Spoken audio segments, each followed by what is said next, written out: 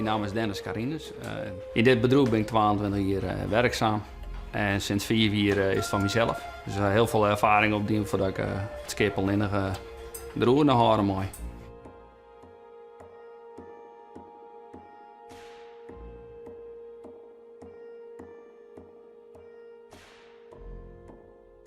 Dit is een bijzonder bedrijf. Wij zijn de enige in de hele wereld nog die nog de traditionele Friese klok gewoon samenstellen en litten maatjes dat een klant het wil. En er zijn natuurlijk meer klokkenmakers. Die kennen natuurlijk repareren en hele oren mooie dingen maatjes, maar wij zijn echt traditioneel gesjoen.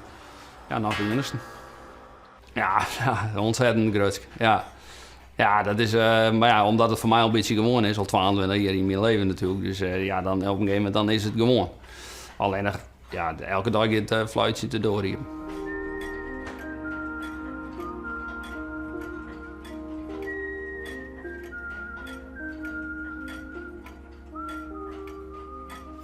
Deze klok komt weer om naar het Heitelanden. Hij had 2024 hier in Spanje hong. En op het moment toen ze hem weer vervoeren naar Nederland, toen kregen ze bij de grens haast een aanrijding. En toen jaagde de hele klok, door de hele auto heen. Ja, en toen weer het allemaal mis. De helden zou brutsen, zoals je hem kennen. Nou ja, wat wij dus doen, dat is dus puur deze klokken weer een nieuw leven in Jan. Nou, je weer dan nog de wiezer plaat van stikken. Dus het leerwerk loopt eruit, dus dat gaan we dan allemaal weer op naar eraan zetten. En zo beginnen we van A tot Z alles te beginnen. Nou ja, dan komen ze tot de prijs en dan wordt er weer helemaal super gerestaureerd. En dat is wat wij eigenlijk hoofdzakelijk doen.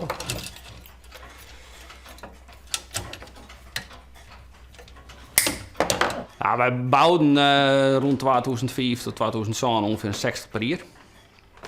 Daarna ben we haast naar 0 gegaan. Nou, in de crisistijd en we zitten nu weer op een 15 tot 20. Dus het is het mooie weg. Ja, dat heeft een maatje mooi dat het industriële is weer upcoming. Mensen krijgen toch weer meer nog aan traditie, aan het gevoel van vroeger. Hebben we een hele snelle tijd. Dat we weer in leven mooi zien. Ja, de hunkering naar een beetje rust in de tent, mooi weer. Ja, ik doe zelf een hele hoop. Dus onder andere de klanten en het rondrijden door Nederland net te vierten. Want mijn hulp die had zijn rijbewijs nog net, dus dat is zeker wel smart op te wachten.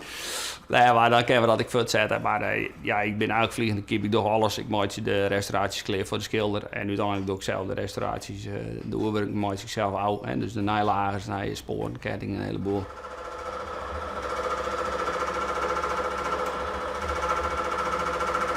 Ja, ik ben hier met mijn stage van het VMBO ben ik hier begonnen. En ja, toen ben ik hier eigenlijk wat heen gebleven. Zo ja, en nou ben ik hier nog. Dus Wat heeft op staan de meeste prioriteit? Nou ja, het rijbewijs nou. Nee, daar ik met naar beginnen, zo in maai is goed wezen. Dus zult zien hoe het komt.